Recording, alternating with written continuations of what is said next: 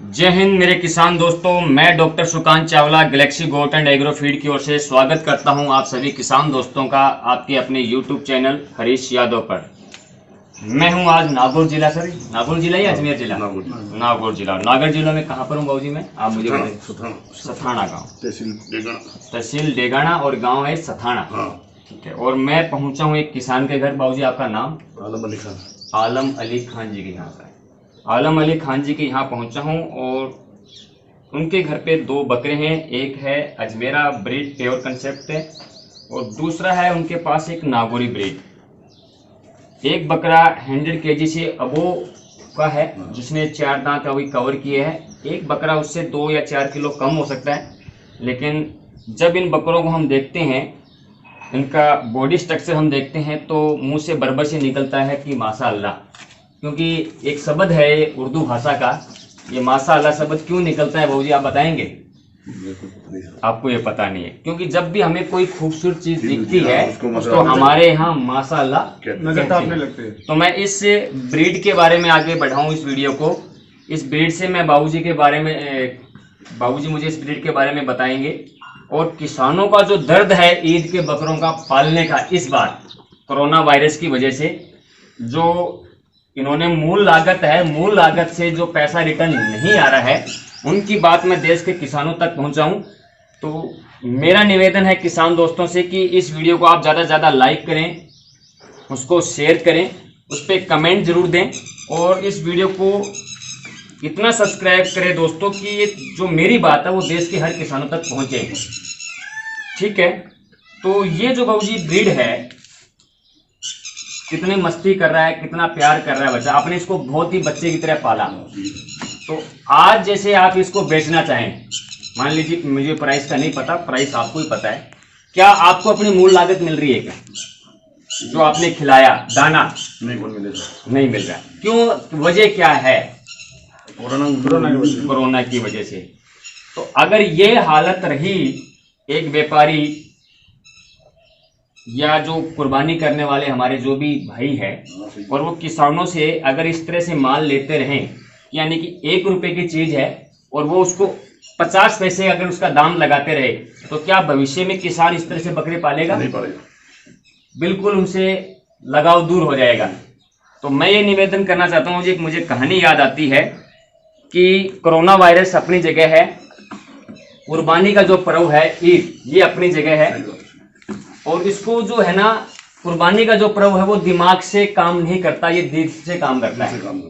इसका दिमाग से कोई नहीं। लेकिन मुझे बड़ा खेद है, बड़ा अफसोस है कि लोग अब की बार इस पे दिमाग लगा रहे हैं, सोच रहे हैं कि मुझे ये चीज 1 रुपए की चीज मुझे 10 पैसे में ही आ जाए। ये है। तो मुझे एक कहानी याद आती है बाबूजी। एक सौदागर था, वो एक मेले में जाता है, एक मंडी में जाता है और उसको एक घोड़ा खरीदना होता है। घोड़ा एक किसान का घोड़ा होता है उस मेले में। उस सौदागर की नजर उस घोड़े पे जाती है, घोड़ा उसको बहुत पसंद आता है। सौदागर कहता है यार किसान भाई ये घोड़ा मुझे दो। कि हाँ कि आप ले लीजिए बाबूजी। इसकी कीमत क्या है? कि जिसकी कीमत है 500 रुपए। क्या कीमत इसकी? क्योंकि पुराने जमाने की बात है तो 500 रुपए की उस टाइम में वैल्यू होती थी। आपके जमाने में 500 की वैल्यू थी उस टाइम बाबूजी, आपने 40 साल 50 साल पुराना है। और हमारे जो बाप दादा थे उनके वक्त में 500 रुपए की कीमत भी बहुत ज्यादा थी। तो 500 रुपए। तो सौदागर ने कहा भाई ये घोड़ा 500 रुपए का तो नहीं है तुम्हारा, ये घोड़ा तुम्हारा 600 रुपए का है। तो किसान ने कहा बोल बाबूजी गरीब का मजाक उड़ाना अच्छी बात नहीं है। आपको घोड़ा पसंद है तो आप मुझे 10 20 50 100 रुपए कम दे दीजिए, ये घोड़ा आप ले लीजिए। तो किस सौदागर कहता है कि नहीं, मैं तेरे घोड़े को चला के देखूंगा, इस पे घुड़सवारी करके देखूंगा, मुझे अगर ये पसंद आता है तो मैं इसको ले लूंगा। सौदागर उस पे घोड़े की सवारी करता है, उस पे घुड़सवारी करता है। घोड़ा उसको पसंद इतना आ जाता है कि उसका दिल उससे उड़ जाता है, दिल उस पे आ जाता है बिल्कुल कि घोड़ा लेना है तो यही लेना है। वो किसान के पास आता है कि यार तेरी घोड़ा 500 रुपए 600 रुपए का नहीं है, उसने 100 रुपए बढ़ाया, तेरा घोड़ा वास्तव में 700 रुपए का है। तो किसान हाथ जोड़ के निवेदन करता है कि बाबूजी गरीबों का इस तरह से मजाक ना उड़ाएं, ये घोड़ा आपको लेना है तो मुझे 10-20 रुपए और कम दे दो। तो सौदागर उससे निवेदन करता है कि वास्तव में तुम बताओ ये घोड़ा है कितने का? तो किसान ने ये निवेदन किया, बाबूजी देखो आपको अगर लेना ही है तो मुझे 300 रुपए तक दे दीजिए, मैं घोड़ा आपको बेच देता हूं।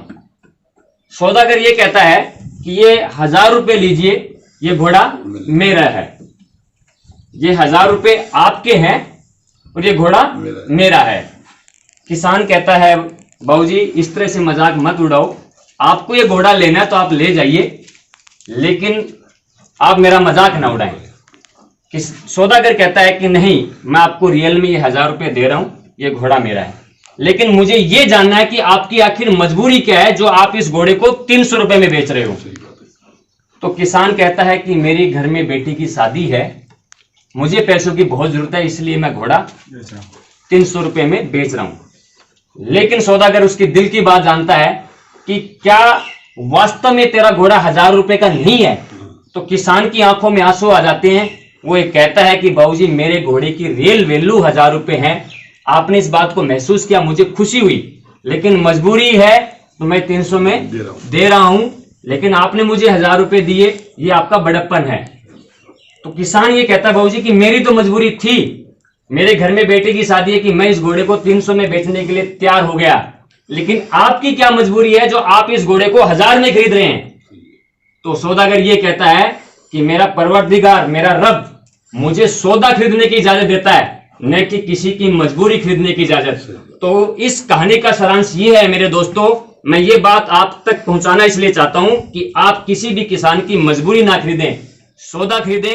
धन्यवाद मेरे किसान दोस्तों।